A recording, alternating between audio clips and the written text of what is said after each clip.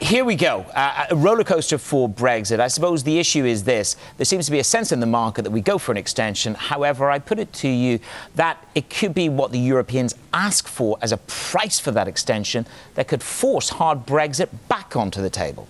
I think hard Brexit will be on the table as well, but if the Parliament votes with a strong majority against it today, I think you will see that the hard Brexiters, the hardliners, will be weakened in the United Kingdom, which will provide more room for the Europeans to be harder with their conditions for an extension.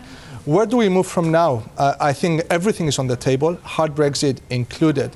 But looking at the big mess, which is a result of a fundamental flaw from the first referendum, because the first referendum was Brexit and staying in the European Union. Staying in the European Union is one solid known outcome.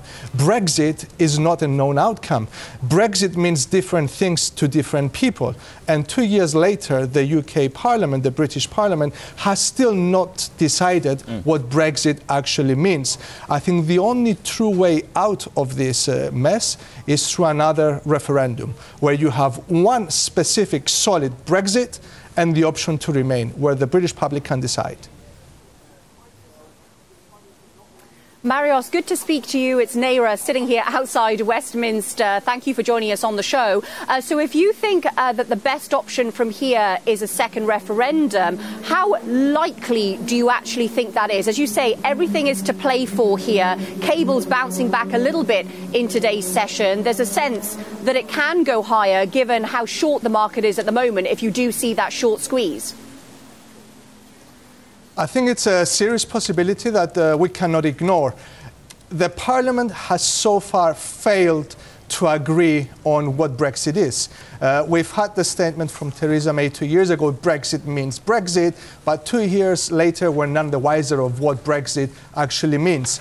If Parliament fails to define Brexit, and it looks increasingly likely, if the Parliament fails to reach an agreement with the European Union, I think it's only fair to come up with a possible deal, maybe Theresa May's deal, and put it against the alternative of staying in the European Union. I think it's likely. Uncertainty is still there, but I think it's the only way we can clean up this mess. Parliament has failed to reach an agreement. Brexit means different things to different people, and I think it's only right to have another referendum to ask the electorate to come up with the final decision.